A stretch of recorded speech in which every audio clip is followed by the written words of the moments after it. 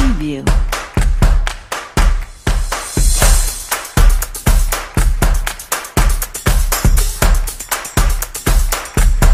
Preview. Assalamualaikum warahmatullahi wabarakatuh, viewers semuanya, selamat malam ya. Hari ini kami mendatangkan tamu yang sangat spesial sekali, tentunya dari Bapak Kapolres Pasaman, AKBP Henry Yahya, dan telah hadir di kediaman beliau. Dan tentunya akan memberikan informasi seputar kinerja dari Kapolres Pasaman dalam menekan penyebaran COVID-19 di Kabupaten Pasaman tentunya. Jadi diharap kepada viewers semua, subscribe gua, tentunya tetap stay on di channel kami dan dapatkan informasi-informasi yang sangat penting dan tentunya untuk kebaikan kita bersama.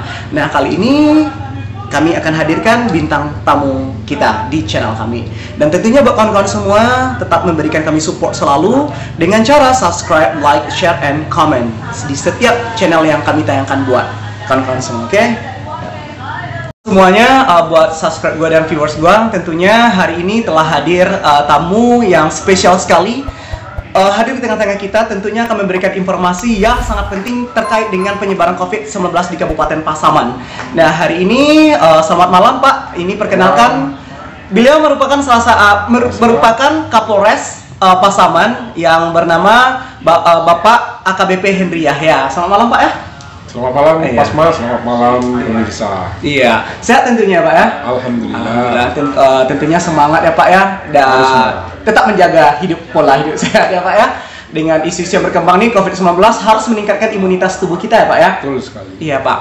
Nah Pak, ini sangat menarik sekali topik kita hari ini Pak. Itu tentang gimana sih Pak ya, terkait dengan kinerja Polres Pasaman untuk menekan penyebaran COVID-19 yang ada di Kabupaten Pasaman. Nah, tentunya para pemirsa yang di sana Pak pasti penasaran siapa sih kiat-kiat kinerja kita di Polres Pasaman Pak? Iya, kami dari jajaran Polres Pasaman tentu juga bekerja sama dengan gugus tugas. Iya. Gugus tugas ini terdiri dari pemerintahan, TNI dan Polri. Yang ketua gugus tugas itu adalah Bapak Bupati. Kami TNI dan Polri selaku wakil ketua gugus tugas. Nah, kiat-kiat kami di jajaran Polres bersama dengan TNI untuk menekan jumlah penyebaran COVID-19 ini, kami selalu berkoordinasi dengan pihak dinas kesehatan, yaitu dalam gugus tugas juga itu. Kemudian pihak rumah sakit mendata masyarakat yang sudah dilakukan swab beberapa waktu yang lalu. Ternyata memang terakhir itu 3 orang. Iya. Saat ini masih dalam isolasi ya. Isolasi ya Pak ya. Isolasi. Dan mereka cepat sembuh yang 3 orang. Kami selalu memberikan edukasi mulai dari polsek-polsek sampai ke seluruh jajaran para babin. Artinya polsek-polsek itu memiliki babin. Babin ini memiliki beberapa nagari. Kemudian para babin Kantipmas ini bekerjasama dengan Babinsa untuk menyampaikan edukasi kepada masyarakat bahwa pada saat situasi normal baru ini, new normal ini, selalu gunakan masker dan cuci tangan, kemudian jaga jarak, sehingga kita bisa terhindar dari penyebaran virus tersebut. Kemudian jangan lupa selalu pada saat keluar dari rumah gunakan masker, dan pada saat pulang dari kegiatan luar, baju yang kita pakai kita lepas, kita ganti, segera mandi, sehingga pada saat kita melakukan aktivitas di rumah kita tidak tahu apakah kita ketemu dengan orang tanpa gejala atau kita berbaur dengan orang-orang yang tanpa gejala dan dia membawa virus tersebut. Nah, kami melakukan edukasi ini setiap saat, setiap hari kepada masyarakat, baik di pasar maupun di pelosok-pelosok daerah, di kampung-kampung. Saat ini sudah mulai kita lakukan penutupan jalan di area pasar ya. area pasar Lubuk Sekaping. Ini merupakan pilot project role model dan ini sudah kita lakukan selama 1 bulan. Oh, 1 bulan ya Pak ya? 1 bulan sudah kita laksanakan mulai awal akhir bulan Mei kemarin ya, pertengahan Mei dan sampai saat ini. Yaitu hari pasar di daerah Lubuk Sekaping ini, artinya masyarakat berkumpul di pasar itu dan melakukan aktivitas perdagangan hari Senin dan hari Minggu dan Kamis. Kamis ya Pak ya? Nah, pada saat hari Minggu kita sudah mengajak masyarakat yang tadinya berjualan di tengah-tengah pasar itu sangat semrawut dan mengakibatkan masyarakat selalu bersenggolan dan tidak ada ruang jalan yang bisa membuat situasi yang melegakan.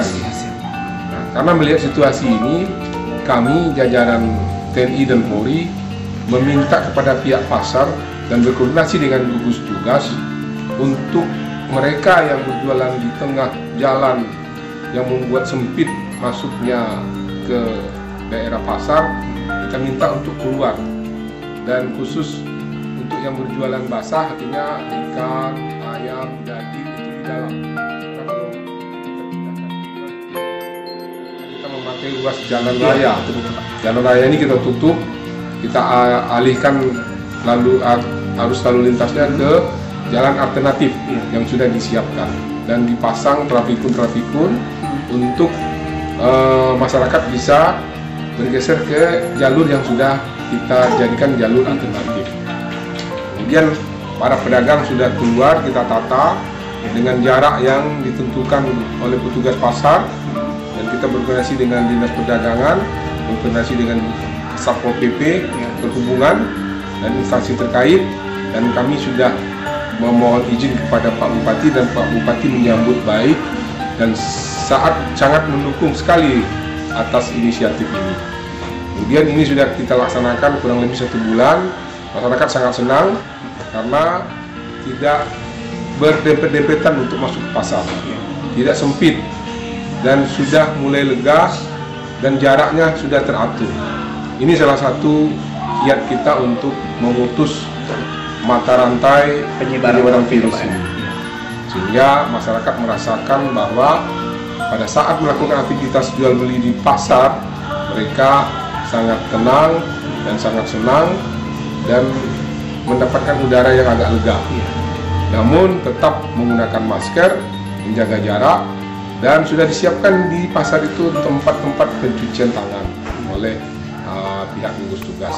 Namun nanti apabila ada perubahan, kita lakukan analisa dan evaluasi. Apa yang menjadi kekurangan, kita lakukan evaluasi. Dan ini sudah merupakan program ketetapan program oleh gugus tugas, dan saya sudah lapor Pak Bupati dan koordinasi dengan Dandim. Pak Dandim juga mendukung kami bersama TNI, Pol PP, Perhubungan, Dinas Pasar, dan bersama-sama rekan-rekan Polsek melakukan kegiatan pengamanan di pasar sehingga masyarakat terbiasa dengan situasi ini, dan ini sangat baik sekali untuk melakukan pemutusan mata rantai COVID. Kemudian kedua, kami sudah melakukan kegiatan Kampung Tangguh. Kampung Tangguh ya? Yang diberikan nanti julukan Kampung Tangguh ini oleh Bapak Gubernur ataupun Bapak Kapolda. Kampung Tagih, Rumah Nan Gadang. Kampung Tagih, Rumah Gadang. Keren ya. Dalam hal ini, pertama Kampung Tangguh ini kita harus memperhatikan ketahanan Kamtibmas. Nah, ketahanan Kamtibmas di tengah wabah COVID, di tengah pandemi COVID di new normal ini, kita harus benar-benar memperhatikan keamanan dari kampung itu. Kita meminta kesadaran dari warga kampung. Kami jadikan pilot project Padang Sarai, Ayemanggi, daerah Ayemanggi, Lubuk Sekaping. Nah, kampung ini kita jadikan pilot project role model di kota Lubuk Sekaping. Kenapa ini kita minta untuk menjadi role model? Kami lihat di situ masyarakatnya masih ada jiwa gotong royong, semangat gotong royong, Kemudian di situ juga lengkap ada lahan untuk peternakan ikan, kemudian juga ada lahan untuk pertanian. Dan hal-hal yang perlu kita siapkan di situ yaitu menimbulkan rasa kesadaran. Seperti kita ketahui di zaman dulu saat tahun 80-an atau 90-an masih ada jiwa gotong royong, bahwa di kampung pada saat itu masih ada siskamling. Siskamling, Pak ya. Siskamling ini sangat penting. Ada yang menyiapkan bentungan, kemudian masyarakat tetangga sebelah ini bergiliran. Nanti tetangga A menyiapkan kopi, tetangga B menyiapkan nanti makanan ringan secara bergiliran. Ini sudah sejak dulu dilakukan oleh masyarakat kita. Namun ini sudah mulai agak pudar. Kita bangkitkan kembali sehingga semangat gotong royong untuk menjaga kampung dari hal-hal yang sifatnya kerawanan pencurian, kerawanan terhadap hal-hal yang lain, ini bisa diantisipasi di siskamling ini. Nah, jadi kita membuatkan ketahanan siskamling, ketahanan Kamtibmas melalui siskamling dan melalui rasa semangat gotong royong masyarakat, sehingga kampung ini menjadi kampung yang aman, tertib dan kondusif. Kemudian kedua, kita siapkan program ketahanan sosial ekonomi. Dalam hal ini adalah ketahanan pangan. Di tengah pandemi COVID yang kita lihat pada saat ini, memang banyak masyarakat yang terdampak. Seperti contohnya bagi masyarakat tukang ojek misalnya, biasanya mereka mendapatkan katakanlah 25 orang untuk satu hari, bisa menghidupkan anak istrinya. Nah, saat pandemi mungkin hanya 2 atau 3 orang. Nah, ini nanti kita ajak mereka untuk bisa melakukan kegiatan, misalnya bercocok tanam, menanam jagung, kemudian melakukan peternakan ikan. Nah, kemarin kami sudah berkoordinasi dengan Kepala Dinas Perikanan, dan masyarakat di Padang Sare ini sangat antusias sekali untuk memberikan lahannya untuk dijadikan lahan peternakan ikan. Nah, ini khusus di kampung Padang Sare, kalau ada masyarakatnya yang kurang mampu, ada lansia, ini disiapkan lahan peternakan ikan dan lahan pertanian. Nah, kemarin kami bersama Kepala Dinas Perikanan dan dibantu dari TNI juga, dari Pol PP, kita melepaskan benih ikan sebanyak 5.000 untuk menjaga supaya nanti apabila terdampak terhadap COVID, masyarakat yang kurang mampu tidak bisa menyiapkan kebutuhan hidupnya, bisa nanti terbantu dengan adanya usaha-usaha kegiatan peternakan itu. Dan kita temukan jiwa gotong royong. Dan di situ kita siapkan lumbung pangan, yaitu lumbung padi. Kami telah membantu kemarin dari Kapolda, yaitu sebanyak 100 kilo beras yang kami sumbangkan untuk tabungan lumbung padi, yang kita di wilayah Sumatera Barat terkenal dengan lumbung padi, kan? Pada saat musim paceklik atau adanya bencana, dulu biasa masyarakat apabila ada hal-hal tersebut bisa mengambil di lumbung padi apabila kekurangan pangan. Nah, ini kita berdayakan kembali, kita bangkitkan kembali semangat kebersamaan melalui program Kampung Tangguh Kampung Tage, Rumah Gadang ini. Nah, masyarakat apabila mulai panen padi, panen jagung ataupun panen ikan, mereka bisa menyisihkan sebagian dari panennya itu untuk ditabungkan di lumbung padi itu yang dikomandoi oleh Wali Jorong. Wali Jorong masing-masing. Kami sudah koordinasikan dengan Wali Jorong, sudah kami koordinasikan dengan Forkopimda, termasuk stakeholder di kecamatan, dan bersama dengan Bu Camat, sekretaris camat dan perangkat kecamatan dan stakeholder termasuk nenek mama, tokoh adat, tokoh masyarakat, alim ulama dan bundo kandungnya yang ada di situ. Sehingga Kampung Tangguh ini mudah-mudahan nanti kami akan lakukan selalu pengawasan dan pendampingan. Mudah-mudahan ini bisa berjalan. Kami mohon doanya dari masyarakat sehingga Kampung Tangguh ini nanti akan menjadi percontohan pasaman yang akan dicontoh oleh kampung-kampung lain. Dan masyarakat memang benar-benar kita upayakan supaya benar-benar timbul rasa semangat kebersamaan. Rasa patriot itu ya Pak ya, gotong royong. Kemudian ketahanan yang ketiga itu ketahanan kesehatan. Ini sangat penting sekali. Nah, ketahanan kesehatan kita sudah berkoordinasi dengan dinas kesehatan bahwa di situ ada puskesmas pembantu. Nah, puskesmas pembantu nanti akan piket bergiliran untuk memantau masyarakat pendatang. Masyarakat pendatang itu nanti dilakukan pengecekan dengan termogan. Apabila suhu masyarakat yang pendatang itu lebih dari 37 ataupun katakanlah 37 suhunya, diminta untuk segera kembali ke tempat asalnya dan diminta surat-surat swab ataupun rapid testnya. Kalau yang datang dari luar, baik itu sanak famili yang dari Jakarta ataupun dari Medan ataupun dari daerah lain, ini harus didata.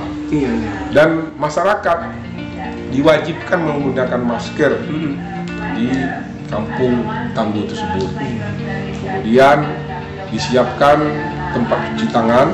Apabila masyarakat masuk ke kampung harus mencuci tangannya terlebih dahulu dengan air yang mengalir yang disiapkan tanggon di situ ataupun tempat cuci tangan dan sabunnya, sehingga pada saat masyarakat masuk ke kampung tangannya sudah dinyatakan bersih dan menggunakan masker. Kemudian yang tidak kalah penting lagi keempat yaitu ketahanan rohani. Ketahanan rohani ini artinya para alim ulama harus menyampaikan pesan-pesan secara religi ataupun secara keagamaan, baik itu agama Islam ataupun agama Nasrani, sesuai agama yang dianut. Ini merupakan hal-hal yang mungkin sudah terlupakan dulu karena anak-anak kita tidur di surau namanya, lalu di surau. Balik ke surau istilahnya Pak ya, kalau kita orang Minang ya Pak ya. Balik ke surau untuk membiasakan pendekatan kepada Sang Pencipta yaitu Allah SWT yang Maha Esa. Jangan lupa kita, karena semua yang terjadi itu tidak ada izin, artinya itu adalah semua kehendak dari Yang Maha Kuasa. Makanya kita diminta selalu mendekatkan diri kepada Sang Pencipta yaitu Allah SWT Tuhan Yang Maha Esa tersebut, selalu beribadah, selalu berdoa, selalu meminta supaya kita terlepas dari segala wabah, baik itu wabah COVID ataupun wabah apa saja, termasuk juga bencana. Nah, ini selalu saya sampaikan kepada masyarakat apabila kami bertemu, tolong Bu, kita sama-sama mendoakan supaya kami dalam melaksanakan pelindungan, pengayoman dan pelayanan serta penegakan hukum kepada masyarakat diberikan kekuatan, diberikan kemudahan sehingga kami dapat memberikan yang terbaik kepada masyarakat. Jadi dengan adanya dukungan masyarakat, Polri kuat, juga termasuk TNI dan stakeholder, termasuk pemerintahan, TNI dan Polri. Dengan adanya semangat masyarakat, kami akan kuat untuk melaksanakan kegiatan-kegiatan edukasi dalam rangka menjaga masyarakat terhindar dari COVID-19 ini. Amin ya rabbal alamin. Sangat biasa sekali Pak ya. Tadi ada beberapa nih yang sangat menarik ini, tentunya ada beberapa poin yang Bapak sampaikan. Yang sangat menarik itu viewers ya, kini nih ada namanya Kampung Tangguh ya. Itu memang dulu Kampung Tagih istilahnya, Kampung Tagih ya Pak ya, betul sekali. Rumah dan gadang. Rumah dan gadang. Nah itu Pak berarti udah melalui penyeleksian terlebih dahulu berarti Pak ya untuk Kampung Tangguh tersebut Pak? Ya. Kita lakukan seleksi dan kita lakukan nanti pendataan berapa jumlah warga yang ada di situ, kemudian bagaimana nanti budayanya di situ. Karena saya mendengar Di Padang Sari itu ada sulaman Sulaman. sama bordiran. Akhirnya Khas di situ. Nah, ini dibangkitkan kembali. Mudah-mudahan ini juga merupakan program ibu-ibu ibu kandung untuk meningkatkan menghasilkan produksi ya Pak ya. Persamaannya, gotong royongnya memproduksi bordiran tersebut sehingga mendapatkan nilai tambah. Iya, di kampung tersebut gitu Pak. Karena ini merupakan ikonnya Pasaman juga, bordiran itu. Iya. Nah, ini bisa kita kembangkan lagi, kita tumbuh kembangkan lagi. Tentunya harapan ya Pak ya, di kampung-kampung lain nanti juga bisa ikut serta mengambil andil hal demikian ya Pak ya, sebagai contoh ke depannya. Iya, itu salah satu contohnya. Ini akan kami lakukan pendataan, dalam hal ini leading sektornya yaitu Kasat Bimas bersama dengan Kapolsek dan Babinkan Bimas untuk melakukan pendataan, kemudian melakukan planning, perencanaan apa ke depan. Kemudian setelah perencanaan, bagaimana melakukan pelaksanaannya. Iya. Kemudian setelah dilaksanakan, siapa yang akan mengawasi? Kemudian siapa nanti yang akan mendampingi? Kita bekerjasama dengan instansi terkait. Misalnya katakanlah beternak ikan. Iya. Kalau tidak ahlinya yang beternak ikan, tentu tidak akan. Itu hasilnya nggak bagus. Nggak maksimal. Kita selalu koordinasi dengan dinas perikanan bagaimana cara beternak ikan yang baik, kemudian bagaimana menghasilkan panen ikan yang baik, dan harga yang bisa terjangkau, artinya harganya bisa menjadikan masyarakat bisa mengatasi kebutuhan hidup di lingkungan kampung itu. Nah, ini nanti hasilnya dinikmati oleh masyarakat itu sendiri. Nah, semangat kebersamaan ini yang kita timbulkan. Nah, yang kita harapkan adalah hasil kesadaran itu, hasil gotong royong itu, bukan hasil bahwa ini hanya sifatnya lip service saja, tapi ini akan kita lakukan pengecekan setiap saat. Saya sudah sampaikan kepada Kasat Bimas, Pak Kapolsek dan Babinkan Bimas, ini harus benar-benar jalan. Jangan hanya lip service saja, kemudian kita hanya memenuhi keinginan dari pimpinan, tapi tidak melakukan pengawasan. Nah, ini memang sesuai dengan arahan dari Presiden kepada Panglima TNI dan kepada Bapak Kapolri, dan Bapak Kapolri juga menyampaikan ke jajaran Polda, Kapolda juga menyampaikan kepada kami para Kapolres untuk menciptakan situasi yang kondusif di tengah new normal ini. Nah, contohnya itu menjadikan role model seperti pasar tadi, kita lakukan pembenahan, pengalian arus lalu lintas, dan membuat masyarakat tertib, pedagang dan para pembeli juga tertib, bebas dari COVID, menggunakan masker, bersih-bersih tangan, dan selalu jaga jarak. Kemudian juga kampung tangguh ini. Kampung tangguh ini ya. Tentunya harapan Pak ya, kampung-kampung lain juga melakukan hal demikian secara mandiri terlebih dahulu mungkin Pak ya. Setelah kampung Padang Sari ini berhasil, tentu nanti kampung lain akan melihat. Iya. Dan kesadaran masyarakat sudah makin meningkat, tahu bahwa pentingnya kesehatan tersebut dan penting kita menjaga penyebaran ini, karena COVID ini juga jangan kita anggap sepele. Iya, betul. Kadang-kadang kan kita menganggap sepele, artinya tidak menggunakan masker, tidak cuci tangan, dan tidak menjaga jarak. Menganggap sepele. Nah, ini harus kita edukasi setiap saat. Kita bekerjasama dengan stakeholder. Di situ ada puskesmas pembantu, ada nanti ibu camat bersama Kapolsek dan Ramil. Ini tidak kita tinggalkan, artinya ada Pak dan Ramil, ada Babinsa, ada Babinkan Tipmas, bersama-sama dengan stakeholder, minyak mama, tokoh masyarakat. Artinya ada tungku tiga sejarangan. Berarti adanya kerjasama terus ya Pak ya? Pemerintahan, ada TNI Polri, dan ada tadi minyak mama, Cajak Pandainya. Tiga pilar. Kalau bahasa yang barunya itu 3 pilar. Kalau bahasa kita yang lama adalah tiga tukus sanggarangan. Gitu. Sesekali dengan kayaknya kita di Sumatera Barat ya Pak ya. Ya betul. Nah Pak, tentunya masyarakat pasti berharap lah Pak ya untuk new normal menuju new normal. Ya. Mungkin lebih istilahnya masyarakat lebih teratur untuk kedepannya gitu loh Pak. Nah untuk persiapan new normal ini Pak, apa sih pesan untuk masyarakat Kabupaten Pasaman sih selaku Bapak dari Kapolres Pasaman, ada pesan nggak Pak untuk persiapan menuju new normal? Ya, memang persiapan ini harusnya memang dari sejak diumumkan oleh pemerintah beberapa bulan yang lalu bahwa Indonesia sudah banyak terdampak terhadap wabah. Justru persiapan itu dari saat itu kita harus waspada terhadap diri kita supaya kita terhindar dari penyebaran itu. Bagaimana cara terhindarnya? Itu kita harus pakai masker. Ini memang di dalam ruangan ini kita sudah. Udah tadi ya di masker. Sanitizer ya. Karena online jadi nggak pakai masker. Jadi ini yang sangat penting adalah menjaga diri kita dulu. Menjaga diri kita supaya kita terhindar. Kita harus pakai masker pada saat keluar dari rumah. Kemudian selalu bersih-bersih tangan dan jaga jarak. Dan bersalaman hanya cukup dengan bahasa isyarat begini saja. Jangan bersalaman, bersentuhan. Dan kemudian jangan lupa saling mengingatkan. Ini yang sangat penting. Ingatkan anak kita, ingatkan saudara kita, ingatkan masyarakat kita, ingatkan diri kita.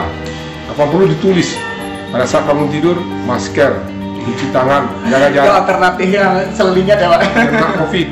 Tulis di di dinding pada saat kita bangun. Wah, saya harus pakai masker. Saya harus cuci tangan. Saya harus jaga jarak. Nah, ini harus kita lakukan saat ini sampai seterusnya. Dan jangan lupa selalu berdoa. Ini yang sangat penting, berdoa kepada Allah Subhanahu wa taala. Karena beliaulah sang pencipta yang menciptakan kita, yang tahu tentang bagaimana situasi kita. Ini ya, tidak terlepas dari hal itu, harus kita berdoa kepada Allah Subhanahu wa taala untuk menghindari COVID tersebut sampai ke kita. Mudah-mudahan jangan sampailah. Amin. Kita dan kepada masyarakat kita sama. Amin. Cukup masyarakat kita yang 3 ini kita doakan bersama. Jangan mereka dikucilkan. Kita doakan supaya di saat mereka dilakukan isolasi mudah-mudahan cepat dan kembali pulih dan kembali untuk melakukan kegiatan dengan semangat bersamaan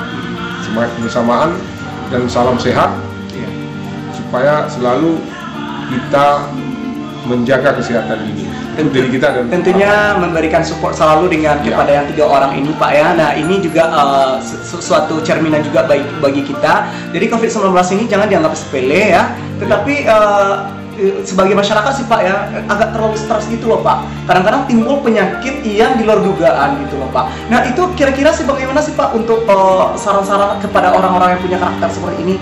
Ya sebaiknya bagi masyarakat yang memiliki riwayat sakit apa saja, apakah sakit jantung, sakit diabetes, sakit asma, punya riwayat sakit yang akut, artinya itu yang bisa membawa dampak kepada penyebaran yang sangat cepat.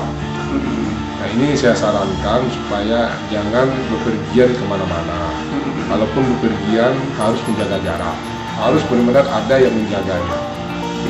Kalau tidak, ini bisa konyol kan? Bisa konyol. Iya Pak ya.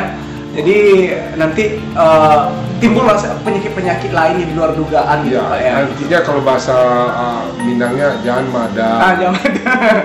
Kalau sayang kepada diri, sayang kepada anak, sayang kepada saudara, sayang kepada masyarakat. Kita jangan madal. Ini pesan terakhir ya Pak. Oke viewers ya, ini sangat luar biasa sekali informasi yang disampaikan dari Bapak Kapolres ya, Pak Kapolres Pasaman, Bapak AKBP Henry Yahya. Tentunya ini sebuah pembelajaran bagi kita untuk rakyat Pasaman, khususnya di Kabupaten Pasaman. Dan sekali lagi kami himbau kepada masyarakat Pasaman, tentunya Mari tingkatkan rasa kepedulian kita terhadap diri sendiri, kemudian dengan orang lain, tentunya dengan cara yang disampaikan oleh Bapak tadi. Semoga Kabupaten Pasaman sehat selalu, dan kami doakan jajaran Polres Pasaman beserta kabinet-kabinet yang lainnya dilindungi oleh Allah Subhanahu Wa Taala. Amin ya rabbal alamin. Dengan kerja kita bersama. Iya. Kami akhiri. Assalamualaikum warahmatullahi wabarakatuh.